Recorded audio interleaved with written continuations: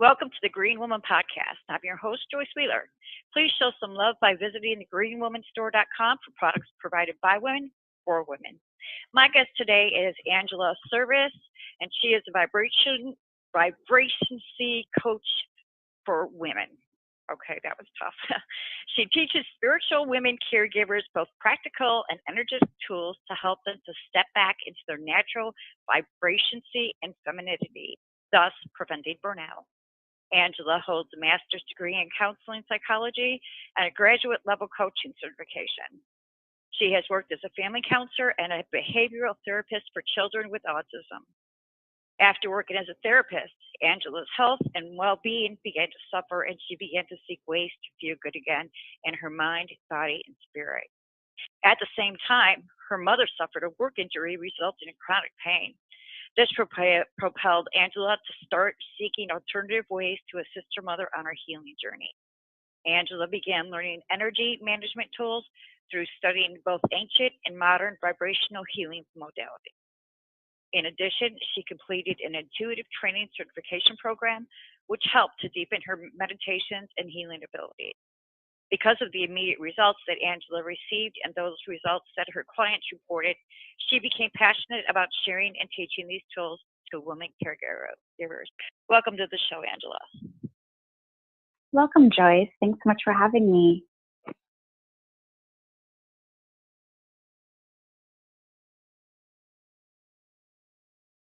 Got involved with the type of work that you do. Is there anything else that you want to add to that? Thanks. That's a great summary of the information. Basically, I was working as a mental health therapist, working in middle schools and in Oakland, California, and I was doing therapy with the children in school, and then I'd also go into the children's homes after school and meet with the parents, and it was an amazing opportunity, and my body was just constantly under a barrage of stress, which is dealing with a lot of child abuse reports and pretty heavy, intense trauma that my clients were dealing with. I had a lot of clients that were refugees, coming from refugee families, and just over time, I noticed that my body started breaking down. My menstrual cycle got off. I was having a lot of headaches and body pain, and then I noticed that, similar to me, the women around me who were doing the same work, their bodies were starting to break down as well. And after doing that for quite some time, after about 4 years, I just knew that I couldn't. I knew that it is a long time. I knew that I couldn't sustain that level of constant stress, and my body was just.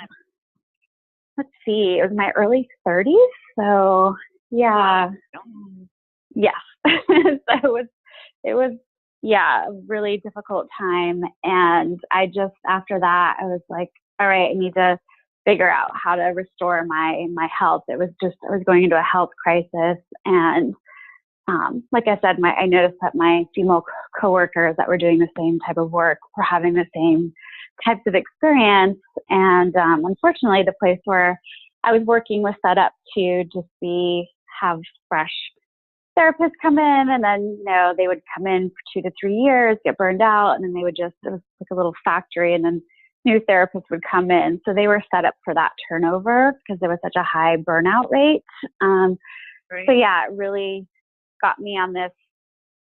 I was really motivated to feel better and to be able to discharge this vicarious trauma that I've been picking up on out of my body. I know as women, we're sensitive beings, and we can match energy of those around us. That's why when women are working together, living together, our menstrual cycles can synchronize and we can get on the same schedules because we do tend to match energy. And so I needed to learn tools and ways to discharge this energy in a natural way that, wasn't taking. I didn't want to have to get on hormone pills or do birth control pills to stabilize my menstrual cycle. I was doing acupuncture, I was going to chiropractors, and which was great and helpful, but I wanted to learn tools, practical tools that I could do on my own to feel better and feel more vibrant. And with my mom's health crisis, she was a nurse and injured herself on the job. And I just kind of saw this pattern of my mom being a caretaker and myself as a counselor, a therapist being a caretaker, and then this burnout that was happening. And then the more that I talked with other women that were in other professions, even if they weren't necessarily healthcare fields, they were also experiencing similar types of burnout, whether they were stay-at-home moms or working even in just corporate settings or outside of the home. The women were reporting feeling stressed out and just tired or on the verge of burnout. And I started doing some more research into this load that women are carrying. And a lot of it has to do with the mental load of feeling that they have to caretake everyone in their lives. And it's become a term called the unpaid emotional labor that women do. So, there's a lot of responsibility still on women for emotional caretaking people in their lives. So whether it's their clients, customers, their coworkers, their family members, their extended family, there's this extra stress that's on women to not only manage their household, so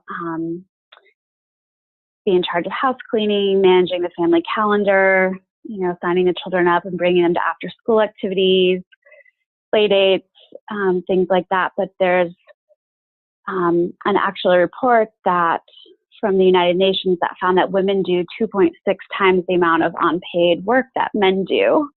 And so that includes, of course, caretaking. I actually saw one time that they listed everything that a woman does, and they put a price on it, and it's like for everything we do, man, if we got paid for what we do. Right.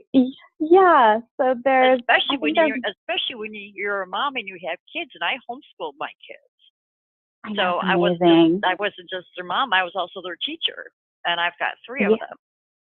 Yeah, that's amazing that you did that. They're so lucky. And there's this multiple roles that are being put on the modern day woman. So it's ending, women are reporting higher levels of stress and anxiety and depression than ever before right now. So it's a huge thing. More awareness is coming about this unpaid, because like you stated, you've heard of it and heard about how much of the monetary price that they put on it. So it's starting to come into consciousness, and our consciousness as women, and even with the Me Too movement, it's opened up this around women feeling this burden of this emotional labor as well. So it's starting to be talked about more, and women are starting to share it more with their partners and the men in their lives. And of course, there's exceptions to that, but it's the women are in general, just that I'm speaking with, are just feeling burnt out from having to kind of. I think so too. What I think though too. I think that a lot of women, actually, I know because I know women who are like this. They don't make any time for themselves. Yeah. And they think they have to be this Wonder Woman, and they have to do everything, and everything has to be a certain way, because this is the way that society says, or this is the way I was brought up, or this is what my husband thinks it should be. And for me personally, because I work from home, I get up in the morning, I'm at work. So there's no time to drive to work and, grab something to drink or whatnot and have that little bit of time on my way to work. So I've learned to set boundaries, that a certain time of the day comes, it's like, I'm done. And you have to listen to your body too, because our bodies talk to us. And they're very wise. I'm always telling my husband, he'll be like, I'm tired, but then he'll go and keep working. I said, why are you doing this? You, we need some time to rest. Your body needs to rest, and our mind actually needs more rest than our body does. So if you're doing mental things, that's more fatiguing than physical. Yeah, I appreciate you saying that, and that's great that you talked about that with tuning into the body, and that's awesome that you're setting boundaries, that you've learned to set boundaries for yourself. And that's a big part of the work that I do with women is we look at, where they can, if some of the caretaking duties that they're taking on are positive and necessary, or if there's something that they can delegate, or, how they can set some healthy limits, because it can be things that are very obvious, like we've talked about, the child caretaking, and then it can also be the very visible things like taking care of the elderly parents, but can also be more subtle things like women are spending time, they might be at work, revising an email so that it sounds good and it doesn't upset anybody. And so there's also these really subtle, invisible ways that women are spending extra energy trying to caretake other people and manage other people's emotions. And so that's what I help women is, like, we sit down, we talk about that, and we come up with some ways to help them set healthy boundaries in a way that feels good to them, and not that they're abandoning people in their lives, but just a way that they can start to have some of that energy for themselves. And Right. Yeah, that's really important. I mean, I've talked to women, especially when their children were younger, that they would wait till their kids went to bed to clean, so they're up to midnight cleaning. So they've been up all day long with their children, and they're cleaning at night, and they're taking no time for themselves. We need to take care of ourselves. We need to tend to our bodies. And you know what? We need to say that if the floor doesn't get swept and washed today, it's okay. It's not a major disaster. It's going to be there tomorrow. I promise. It's not going anywhere, unfortunately, But, and just, realize that we don't, and I've come to that, point, but I had to get there. I had to learn that, what?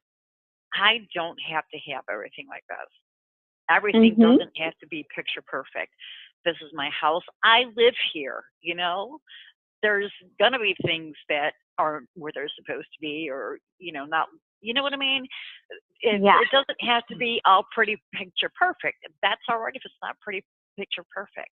That's okay. And I think that when women just put that burden on themselves, that, again, that this is the way it has to be. My house has to be clean. And, and especially when you have little ones, that's not always easy. And I think women need to cut themselves some slack, and hopefully their partner will cut them some slack too, and just realize that, hey, this is a big undertaking. So let's talk about some of the modalities that you use when you are having sessions with your clients. Yeah, thanks for asking. So much like I spoke about, help the women come up with a personal wellness plan for themselves. And so that does include setting boundaries. We might do some energy psychology if they're having anxiety. A lot of what I've found is women are dealing with this undercurrent of anxiety. And so we will use some emotional freedom technique, and that deals with tapping on the body's meridians, and also saying positive affirmations, and that just helps to shift the energy in the body. I also like to look at clients from an intuitive perspective, get a reading, and so I will look at their energy system in the body, see where there's any blockages in their chakra system. A lot of women. So that's just going into an. How do you do that? How do you see the energy? Like how are you reading these people? Yeah, so or is it just the energy? No, it's something that people can learn. Anyone can learn it, but I do see the energy. I can see it as a color, And then I'll also see pictures in their space. So I might see, a lot of times for women, there's a lot of other people that have kind of come into their space that they've allowed in, just because women tend to be, and some more than others, of course, just more open. And so a lot of times what I'm doing is I'm helping women to clear out extra people and that are kind of hanging out in their energy field. And of course, our children are going to be in our energy field, and especially when they're up until the age of 5, because they're still, they still have that connection. But, if it's like a coworker, one woman I was reading and she was having all this, anxiety and just work stress. And I definitely saw a connection with her boss, sitting in her second chakra, and, helped to clear her out. And yeah, and she said she ended up feeling like a lot lighter and more joyful. And it wasn't, of course, that anyone's trying to maliciously like rob us of our energy or anything like that. They just feel comfortable in our space, and we're kind of, like, okay, you can hang out here. And so just bringing someone's attention to that, they can usually, once I bring a woman's attention to it, she usually starts clearing that out on her own. And they also had some past life connections. So I look at some past life healing. We look at the aura system, but a lot of it is just helping women to learn self-care tools that are practical too, whether that's developing a simple meditation practice, which is helpful for the brain. It helps to rewire it. It decreases the stress hormones, the cortisol levels. And so there are really practical tools that women can start to learn and start cultivating. A lot of it is them starting to nurture themselves, learning to nurture themselves as much as they nurture other people, and really prioritizing themselves and, scheduling in their calendar, time each day to nourish themselves and nourish their body system, their system's energetic system, just so that they can, really show up for the other people that they have in their lives, their friends and family members and coworkers, because women want to do that, but they're just putting so much pressure on themselves, and they're carrying so much of an emotional load that they don't know the techniques to be able to get the revitalization that they're needing to show up in the way that they're wanting to for others. So it's really about teaching them to nurture themselves first, which can be hard. It can be a lot of rewiring going on there. Right. Changing that old way of thinking and old habits. And they say old habits die hard. And then you have some people like me who are habitual. I just take on habits real easily, and none of them are good. But, I tend to do, and that's like one thing that I've been exercising since I was like 17. And I go in and out of it. I start up, but then something happens. So I stop doing it. Like right now, it's like I haven't exercised in a week. But part of the reason is because I'm so habitual that it's like, okay, this is the time of day that I work out. And then if it goes like beyond that time to where I'm doing something or I'm busy, then I won't work out. So I tried like changing it. I tried changing it to a different time, to earlier during the day, and that's just not working out. So. Well, it's great that you're talking about this, because I find that's really true for women too. And sometimes we think, we have to spend an hour doing an exercise, or we have to go to a yoga class for an hour and a half. And of course, that's great and ideal. But sometimes it's not. Sometimes if we're overly stressed, then working out can be too much on our systems, especially if we're doing aerobic exercises. So I help women just say like, okay, let's commit to maybe 5 or 10 minutes of this throughout the day, maybe once or twice a day, just so that they're starting to develop and cultivate those self-care habits, and not putting onto themselves that it has to be, this long session. And I also have them schedule in their self-care on their phone, so they're getting reminders. And then being able to, like you, make adjustments if something comes up, like, okay, I can't do it at this time. How do I, when I get in my work zone, how can I still cultivate these self-care practices and implement them even when I'm quote unquote busy, because of course we're always busy in our modern world with all the technology and always being on that we're managing and being so interconnected, which is amazing. And it's really can zap us out more than ever. So it's like, how do we set those? It's really something too, because we have all this technology that's supposed to make our work easier, but yet we're so much busier, it seems to me. Yes. And I think that's what I'm hearing and I'm experiencing myself from all my clients, is just feeling like, oh my gosh, and everyone has 3 or 4 different emails, and we have Facebook and, instant messenger, and there's just so many ways for people to contact us that we're feeling this barrage of, and of course we're energetic beings. So even if we're not technically on those systems, we're feeling people pinging us energetically all the time now, whereas before that just wasn't available. So let's talk about, I'm sorry, go ahead. Yeah, I was just saying it's this new way, we're all still adapting to it, and our nervous systems are still adapting to it. So yeah. So let's talk about how stress affects our bodies. So the cortisol level, which is the stress hormone, that can really start, making it hard for us. We can start gaining weight. It can affect our mood, of course, just our ability to think clearly, and it can start affecting our brain chemistry. And so that's one way that, especially for women, are reporting higher levels of work-related stress now, anxiety and depression than men. And so it's a really critical thing to look at, is how stress over time especially affects our bodies.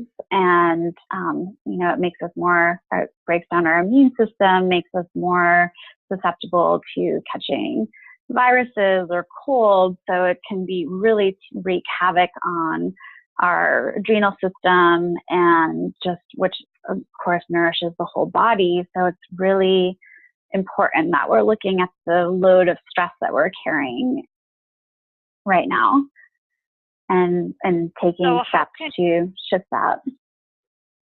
Yeah, taking steps. So how can we avoid this burnout? Yeah, I think a lot of it is looking at all the priorities and making them come into awareness of how much caretaking you're doing, and setting some healthy limits, and really starting to, say no to people and not feel bad about that. Implementing different self-care techniques and really scheduling those into our phone and prioritizing those as much as we would prioritize taking our children to an appointment. It's just like we really have to look at how we can nourish our bodies. So it's similar to when we're flying, and the stewardess tells us the flight attendant to put on in an emergency, we have to put on our oxygen mask first before we put it on our children, because if we're not getting that oxygen for ourselves, we can't caretake them if we're passed out. So it's really thinking about how we can set up different things to take care of ourselves. It doesn't necessarily have to be a spa day, although that would be great, or a massage, but how can we set up,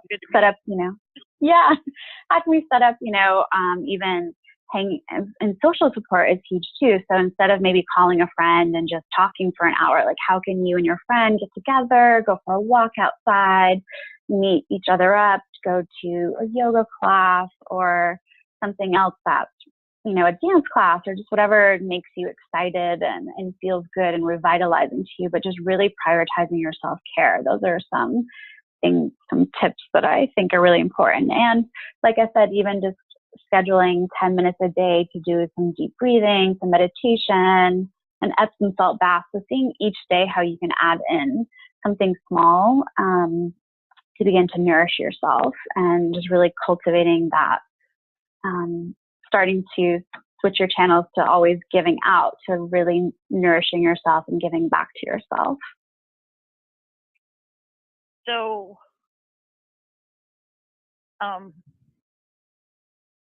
what about the ancient modalities?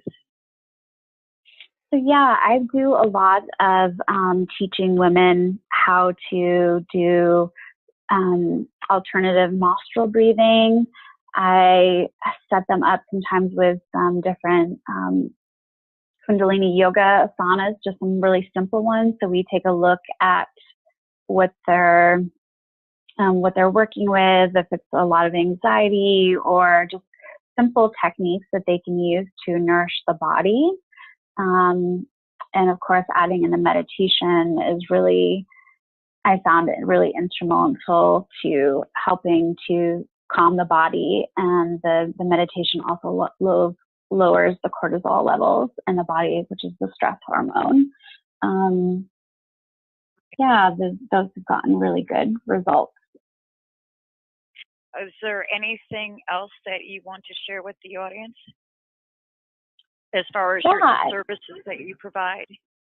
Yeah. So thank you. I'm offering a special to the listeners today on a back to balance energy session. So this is where I'll take a look to focus on one or two primary areas of stress in your life. You'll receive an intuitive reading of the energy centers of your body, as well as energetic healing. And I will give you easy to implement tips to help you to maintain this clearing. And so it's a revitalizing experience. You'll leave feeling lighter, less stressed, and more vibrant. And I'm discounting that right now for the listeners, and that's valid through November of this year. And I'll put up some more information on my website on that. What's the discount? So it's half off. So for a half-hour session, it'd be $33, and for an hour session, $66. So. And where can they go to book a session with you? Yeah, they can book a session with me at vibrantfemme.com or call me at 925-322-1141. What was the website? Vibrant Femme, F-E-M? Yes, correct. So. All right. Is there anything else that you want to share before we go? I just wanted to say thanks so much for being willing to have this conversation. I think it's so important for women to look at how we can nourish ourselves. And I think it's just important to begin having this conversation. So I really appreciate you taking the time to help us focus and highlight this right now for women, so that we can all. I agree, Angela, and I thank you for the work that you're doing and helping women to realize that, they have to take time for themselves and set some boundaries. That's really awesome, important work that you're doing. Women need that. Thanks, Joyce. You too. Thanks for being an advocate for women and women's health. Appreciate it. Oh, no problem. You have been listening to the Green Woman podcast. That was my guest, Angela Serviss. And today is July 24th, 2018. Thank you for listening.